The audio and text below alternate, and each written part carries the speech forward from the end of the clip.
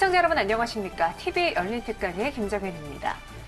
더불어민주당의 대표적인 정책동인 민병두 의원이 서울대학교 학생들과 마주했습니다. 문재인 정부의 경제정책을 설명했는데 이난 기자와 함께 살펴보겠습니다. 안녕하세요. 네, 안녕하세요. 네, 이번 강연에서 민병두 의원이 앞으로 나아가야 할 비전 그리고 어떤 부분이 혁신되어야 되는지 이 점을 말했다고 하는데 무슨 내용이었나요? 네, 먼저 최근 보건사회연구원에 따르면 우리나라 국민 5명 중 1명은 과거와 현재가 불행하고 미래에도 희망이 없다고 생각했습니다. 국민들의 행복 수준을 높이려면 사회와 내 행복 격차를 줄이기에 초점을 둬야 한다는 지적이 잇따르고 있는데요. 국민들의 미래에 대한 불안을 해소하기 위해서 정부와 여당에서는 어떤 그림을 그리고 있을까요? 직접 들어보시겠습니다. 지금 새 정부에서는 혁신성장을 얘기합니다. 혁신성장에서 크게 이제 3가지 수소경제, AI, 또 데이터 산업 이런 것을 3대 전략산업으로 얘기하고 8가지를 갖다가 또 주요 선도 산업으로 얘기하고 있습니다. 근데 과연 그런 것이 그러한 나열이 우리의 가야 할 미래를 합축적으로 표현할 수 있는가 하는 것에 대해서는 회의적입니다. 그래서 제가 생각해 본 것이 이제 ABC 코리아다 하는 얘기입니다. A는 인공지능입니다. B는 블록체인이고 C는 컨텐츠 앤 컬처입니다. AI는 우리가 경쟁력에서 뒤처져 있지만 안 하면 안 되기 때문에 강조를 하는 것이고, B 블록체인은 우리가 세계적으로 인터넷 강국이라고 하는데 발전할 수 있는 잠재력이 있음에도 불구하고 지금 규제 때문에 우리가 따라가지 못하는 것이 아닌가 하는 생각입니다. C 컬처 앤 컨텐츠, 이거는 우리가 중국에 지금 반도체 펴놓고 주력 산업이 다 추월당했다고 하는데 여전히 중국에 비해서 앞서가 있는 것, 뭐 한류, 컨텐츠, BTS 뭐 이런 것들로 우리가 연상되는 그런 부분이 아닌가 하는 생각을 해봅니다.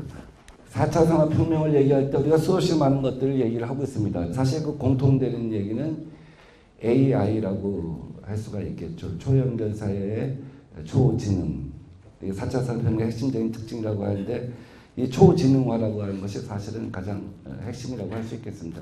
공통 기반이고, 어떻게 알파고가 이세돌을 이길 수 있었느냐. 10만 개의 기보를 모아서 과거의 소프트웨어와는 다른 초지능화된 소프트웨어가 작동이 됐기 때문에 묘수를 찾을 수 있었던 것이죠. 우리나라에서는 보통 AI라고 하는데 외국에서는 BDAI라고 이렇게 한꺼번에 엮어서 얘기합니다. 그러니까 빅데이터 AI라고 하는 것이죠. 지금 블록체인과 관련된 수없이 많은 비즈니스 모델이 나오고 있습니다. 그렇지만 성공한 비즈니스 모델은 없어요. 여기서 성공한 비즈니스 모델이라고 하는 것은 기존에 발행된 화폐의 가격도 올라가면서 사실은 모든 사람들이 그것을 통해서 중개자 없는 새로운 경제를 갖다가 체험할 수 있는 그런 비즈니스 모델은 아직 구현이 되고 있지 않습니다. 여러분들 B&B를 다 에어비앤비를 다 아실 텐데 에어비앤비는 사실 코미션을 받습니다. 주택을 제공하는 사람하고 또 이용하는 사람한테 커미션을 받습니다. 에어비앤비 같은 경우는 그 커미션이 1년에 1조 원 정도가 됩니다. 만약에 이것을 블록체인하고 연결해서 한다고 한다면 어떻게 될까요? 커미션을 안 받아도 되지 않겠습니까? 참여 보상형으로 자기의 주택을 제공하는 사람들한테 동참을 하고 뎁을 까게 되면 그 사람들한테 일정한 코인을 주겠죠. 코인을 줘야지만 이 사람들이 에어비앤비가 아닌 새로운 블록체인 기반형 이 주택 공유에 참여하지 않겠습니까? 그러면 이 사람들은, 이 사업자는 무엇으로 돈을 벌 수 있을까요?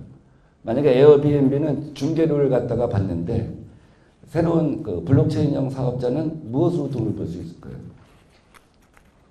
그와 관련된 투어 안내랄지 투어 상품을 판단한다랄지 그 지역과 관련된 맛집을 소개한다랄지 이런 것으로 새로운 돈을 벌 수가 있겠죠.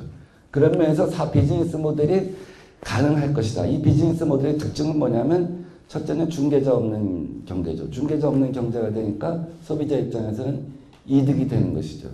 그리고 기존의 경제의 틀을 갖다가 파괴를 하는 것이죠. 지금 기존의 경제의 어떤 전자산물의 특징은 중앙 집중화되어 있는 것이고 중앙 집중화되어 있기 때문에 거기에 들어가려면 입점료를 내야 되고 광고료를 내야 되고 그러니까 소비자의 혜택은 줄어들고 소비자 혜택은 늘어나지 않고 물론 만족도는 올라갈 수 있지만 이용의 편익의 제공이라는 점에서 또 그렇지만 소비자가 지불해야 되는 그 비용은 여전히 기존 경제에 비해서 줄어들지 않는 것이죠. 그런데 이런 블록체인을 활용하게 되면 그런 것이 달라지지 않을까 하는 생각을 하는 겁니다.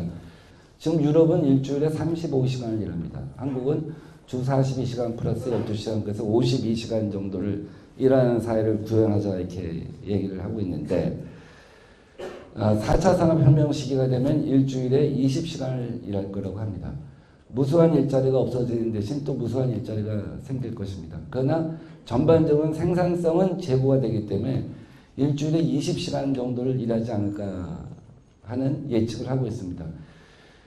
그래서 사피엔스가 호모 루든스가 될 거다. 유희하는 인간.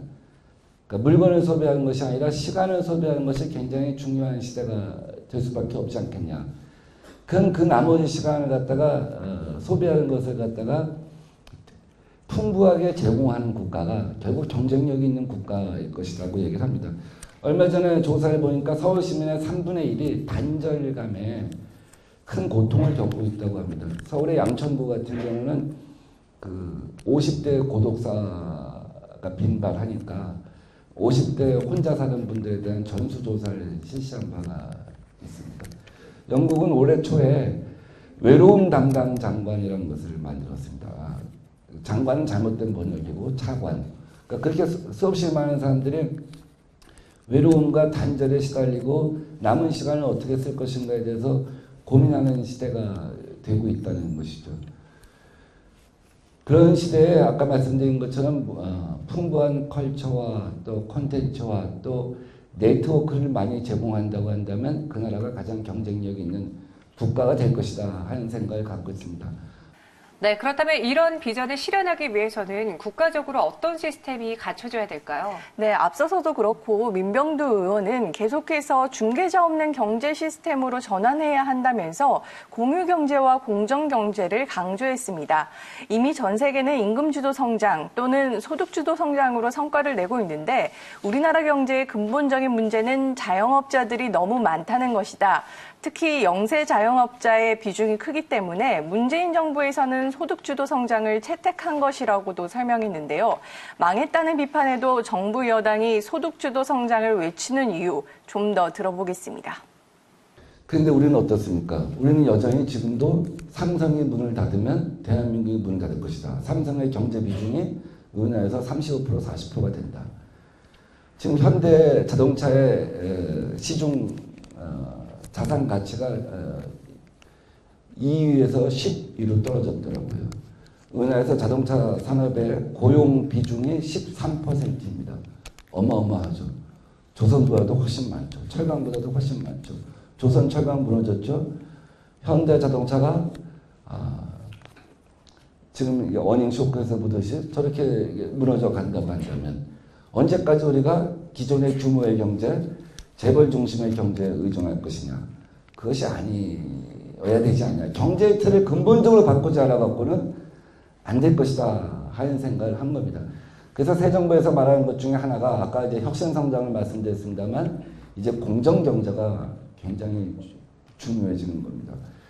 결국 모든 것이 대기업으로 흡수되어 갖고는 새로운 신생기업이 성장하고 클 수가 없다는 것이죠.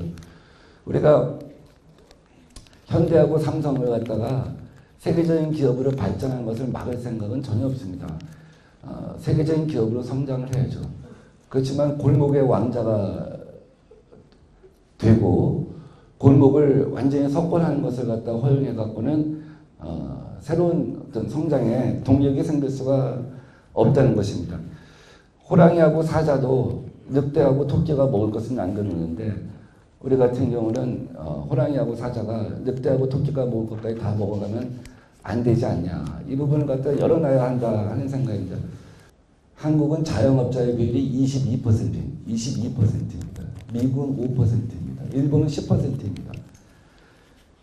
다른 나라는 그렇게 임금을 올려줬을 때 전체적으로 온기가 도는데 우리는 자영업자가 22%다 보니까 한계 자영업자가 특히 또 많다 보니까 임금을 올려주게 되면 우리 언론에서 자주 여러분들이 접하는 것처럼 을과 병의 싸움이 되는 그런 구조의 문제가 있는 것이죠. 그래서 이 구조를 해결하는 것과 속도를 해결하는 것 이것이 함께 가야지만 실제로 소득주도 성장이 제대로 실현될 수 있다 하는 생각이 듭니다. 자, 자영업자가 레드오션이잖아요. 우리나라 자영업자들이 창업해서 5년 생존율이 30%가 안 됩니다. 여러분 집에 가다 보면 김밥 천국, 뭐 분식집, 뭐 피자집 있는데 6개월 가다 문 닫는 거, 1년 가다 문 닫는 거 수차례 보잖아요. 생존율이 30%가 안 되는 거죠. 이것을 묽게 해주지 않으면 안 되는 거죠. 레드오션을 묽게 해주지 않으면 안 되는 것입니다. 굉장히 민감한 이슈인데요. 저는 우리나라에 외국인 노동자가 한 140만, 불법 체류자까지 한 150만 명 정도 돼요. 근데 불법 체류자가 한 40만 명 된다고 보는데, 이 불법 체류자 같은 경우는 임금을 제대로 못 받겠지만, 합법적 체류자 같은 경우는 요새 한 180만에서 250만 정도 받는다고 해요. 그리고 본국 송금료, 본국 송금이 한 70% 넘는다고 합니다. 그러니까 가령 한국에 와 있는 외국계 금융회사의 외국인 노동자 같은 경우는 여기서 소비를 많이 하는데 저임금 노동자분 같은 경우는 자기 나라로 가족들을 위해서 송금하는 비율이 굉장히 높은 것이죠. 만약에 이것을 우리가 불법 체류자 문제만 조금 줄인다고 하면 우선 내수가 진작될 수 있을 것이고 그만큼의 일자리가 만들어질 수 있겠죠. 근데 사람들은 그래요. 그게 무슨 양질의 일자리냐고. 근데 그렇지 않습니다. 요새 사실은 지금 우리가 건축시장 같은 경우 90%가 중국인 노동자이고 이삿짐 시장 같은 경우는 몽고 출신이 굉장히 많고 뿌리산업 같은 경우는 동남아시아 사람이 굉장히 많은데 사실 그런 공장을 현대화해주고 외국인들은 가족수당이 없잖아요. 가족이 없으니까 가족수당 같은 걸 국가가 지원해주는 형태로 한다고 한다면 실제 임금 보장 수준은 꽤 높아질 것이라고 생각을 합니다. 50년 전에 직업의 종류가 10,000개였고 당시 2011년도에는 전 세계적으로 직업의 종류가 50만 개였대요. 한국은 12만 개, 한국에 있던 직업의 종류는. 그래서 이렇게 세계가 빨리 변하면 지난 5,000년의 역사가 50년, 1년 이렇게 압축되어 변화하는 시대에 오늘 태어난 아이한테 가르쳐 줘야 할 것은 무엇이냐? 딱 두 가지밖에 없다. 왜? 오늘 학교에서 배운 건 내일은 낡은 지식이 되고 진리가 아닌 것이 되고 이런 시대에 살고 있다. 오늘 학교에서 배운 건 20년 전에 적용할 수 없는 시대가 됐다. 여러분 25년 전에요. 우리 학교에서 인터넷이라고 하는 거 배운 적이 없어요. 인터넷이 없었으니까. 스마트폰과 관련된 거 배운 적이 없어요. 존재하지 않았으니까. 그런 직업군 자체가 없었어요. 지금 태어난 아이들은 일생을 살면서 단순히 직장을 5번 바꾸면서 생을 마치는 정도가 아니라 지금은 듣도 보도 못한 직업군을 5번 이상 바꾸면서 인생을 살게 된대요. 그러면 지금 아이들한테 가르쳐야 할 것은 뭐냐? 생각하는 법, 상상하는 법. 그것이 첫 번째고 다음 두 번째는 오늘 내가 배워서 사회에 나가면 이걸로 평생 벌어먹을 수 있겠다. 이걸로 성공할 수 있겠다고 했는데 그 분야가 통째로 없어진 경우가 있잖아요. 요새 뭐 신문 기사도 스포츠 기사 같은 경우, 증시 기사 같은 경우는 AI가 다 쓴다고 하잖아요. 사실 많은 직업군들이 위태위태하다고 하잖아요. 특허 같은 경우 뭐 컴퓨터가 제일 AI가 제일 빨리 할 수 있겠죠. 의료 판독 누가 제일 먼저 할 수 있을까요? 가령 100만 개의 CT 촬영한 것이 있다. 그 100만 개의 연관 효과를 갖다가 사람 의사가 그걸 갖다 연관 효과 유전자가 어떤 사람은 어떤 경우가 많고 이런 것들 갖다 판독해갖고 사람이 하려면 어마어마한 시간이 걸리겠죠. 근데 AI 컴퓨터가 하면 1, 2분 내에 한다는 거예요. 그럼 사람 의사와 기존 의사와 역할 분담이 생길 수밖에 없잖아요. 뭔가 변화가 생길 거 아니에요. 그래서 이러한 시대에 이렇게 빨리 변화하는 시대에 제일 중요한 거는 아까 말했던 생각하는 법, 상상력, 창의력이고 첫째는 두 번째는 거츠, 깡다구, 자기관리 능력. 이러한 시대에 늘 새로운 도전이 생기고 늘 새로운 낙담이 생기는데 그럴 때 자기 관리를 하지 않으면 안 된다. 그런 능력을 키워줘야 한다는 것이죠. 자, R&D 예산이 역시 사상 최초로 20조 원을 넘었었어요. 세계에서 GDP 대비 R&D 예산의 비중이 4번째로 높은 나라입니다. 근데 우리나라가 세계에서 성공률이 98%예요. 너무 자랑스럽죠. 유럽과 미국의 성공률은 20%입니다. 일본의 성공률은 40%입니다. 여기서 뭔가 모순이 발견되지 않아요? 그냥 성공할 수 있는 아이템을 놓고 R&D를 했다는 겁니다. 거기에 예산을 풀어줬다는 것이죠. 사업화랑 관계없이. 사업화랑 연계되는 그 과정에서 보면 성공할 수도 있고 실패할 수도 있는데 그런 길을 갖다가 사실은 그런 모험을 인정하지 않는 것이죠. 제가 실리콘밸리에 20몇 년 전에 갔을 때 그 샌프란시스코 크로니클이라는 신문이 미국의 10대 일간지 중에 하나입니다. 우리나라는 여러분들이 중앙일간지에 익숙하잖아요. 미국은 중앙일간지라는 개념이 없습니다. 다 지역 신문이죠. 뉴욕타임스, 워싱턴 포스트. 샌프란시스코 크로니클 그 표지에 그 특집 기사에 세계에서 미래가 가장 빨리 오는 곳 실리콘밸리 이렇게 써 있더라고요. 그 순간 제가 띵 하더라고요. 맞아. 내가 같은 지구라는 공간에 살고 있지만 어느 나라 어떤 곳은 우리보다 한 20년 미래에 살 수 있고 또 아프리카나 서남아시아 어떤 나라는 우리보다 한 30년 뒤에 살 수도 있겠구나 하는 생각을 해봤습니다. 거기에 가면 그 당시에 수없이 많은 조찬 모임이 있는 거예요. 그 조찬 모임이 별거 아닙니다. 커피 하나랑 도나스 한 개 정도 먹는 건데 뭐 $10 내고 이렇게 오죠. 이메일 같은 걸로 자기가 뭘 프레젠테이션 하고 싶다 이렇게 얘기를 해요. 그럼 엘리베이터 피치라고 하는데 엘리베이터가 열리고 닫히는 시간 30초 내에 자기 발제를 하라는 것이죠. 그건 불가능하죠. 실제로 한 3분은 줍니다. 그럼 저기서 엔젤이, 벤처 캐피탈이 혹은 어떤 사람이 보고 저 사람하고 나하고 같이 동업을 하면 되겠다. 미국은 아이디어 단계도 보호가 되니까요. 그게 이제 중간촌으로 옮겨온 겁니다. 그래서 매일같이 중간촌에서는 나도 마인 같은 월드스타가 되겠다 하는 꿈을 꾸는 친구들이 있는 거죠. 샤오밍 같은.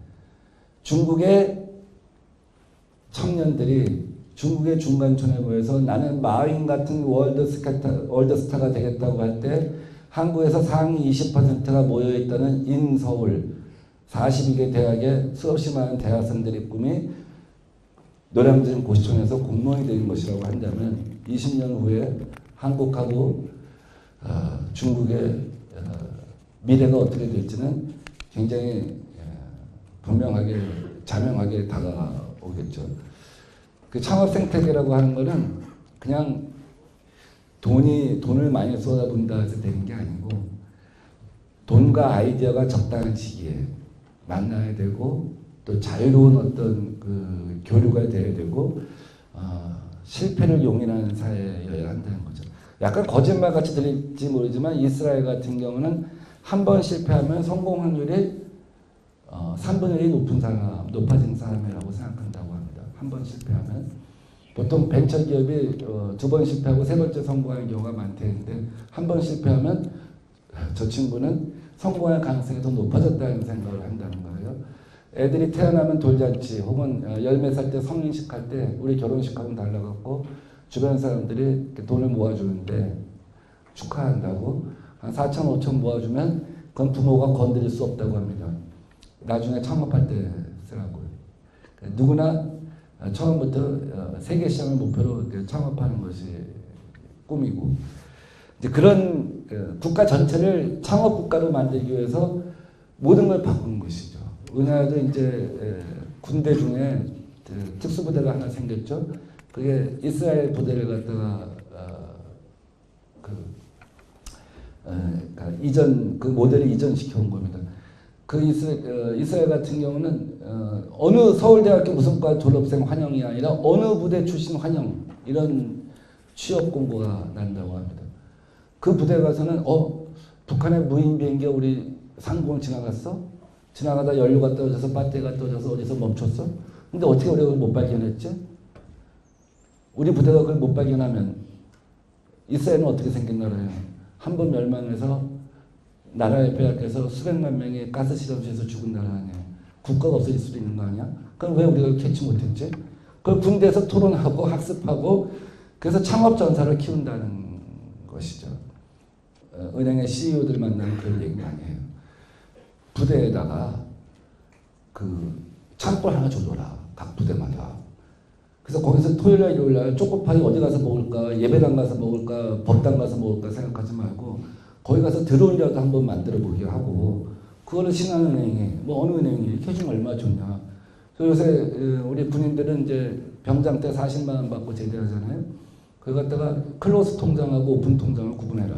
나는 그냥 40만 원 다 쓰겠다 하는 사람과 그냥 그 폐쇄 통장을 갖다 만들어서 그냥 담배값 한 5%만 쓰고 나머지는 저축하겠다고 하면 나라가 그만큼을 보태서 창업 자금으로 하게 한다든지 뭐 여러 가지 생각이 있을 수 있겠죠. 창업의 중요성, 또 창업가 정신을 모두가 강조하지만 창업에 실패했을 때 리스크가 크기 때문에 그것을 꺼리는 사회적 분위기가 있거든요. 그런 부분을 어떻게 개선시킬 수 있을까요? 네, 남의 돈을 빌리거나 뭐 신용대출을 받고 창업을 했을 때 실패하면 자신의 인생도 가족들의 인생도 끝나는 경우가 많았는데요. 하지만 충분한 사업성을 갖췄다고 판단돼서 창업에 나설 경우 창업 장려금이나 지분 투자의 형태로 지원하는 방안을 제시했습니다. 좀 더 보시죠. 이제 아까 경제적으로 보면 아까 지분 투자형이 되는 것이죠. 사업을 할 때 새로운 그러니까 2번의 실패, 3번의 실패가 가능하도록. 그 다음에 우리 재기펀드라는 것도 생겼습니다. 재기펀드. 그러니까 실패한 사람들한테 과거처럼 실패했는데 그 사람이 신용불량자가 됐는데 그 사람이 갖고 있는 기술이 굉장히 좋아요. 그래서 그런 재기펀드라고 하는 것도 새로 생겼고 지금 그런 곧장 실패하지 않기 위해서 그 사내 벤처기업이라고 할지 이제 바로 나가면 굉장히 실패할 가능성이 크잖아요. 그러니까 대기업에서 일정 정도를 갖다가 이렇게 숙련된 친구들이 벤처를 만들어서 분사하는 그런 걸 갖다 도와준다든지 혹은 멘토 멘티 시스템 같은 거 갖다가 그 대기업과 새로 창업하고자 하는 사람들 갖다가 엮어준다든지 뭐 이런 것들을 갖다가 지금 우리 사회에서는 지난 5년, 10년 사이에 새로 도입하고 실험하는 과정이라고 봅니다. 근데 그것은 금융도 같이 아까 말씀드린 것처럼 금융도 같이 따라가야 되는 거고 앞서가 있는 사람들 그러니까 대기업이나 이런 쪽에서의 어떤 그 자기들이 소스를 갖다가 개방하고 공개하면서 같이 협력해서 크는 것이 자기들한테도 결과적으로 이익이 되겠다고 하는 그런 생각의 전환도 필요한 것이고 여러 가지를 한꺼번에 같이 따라가야 한다고 봅니다. 네, 혁신만이 미래를 담보할 수 있다고 말하는데 누구 혼자만이 아닌 우리 모두의 노력이 필요한 시점인 것 같습니다. 네, 지금까지 이 기자와 함께했습니다. 오늘 말씀 고맙습니다.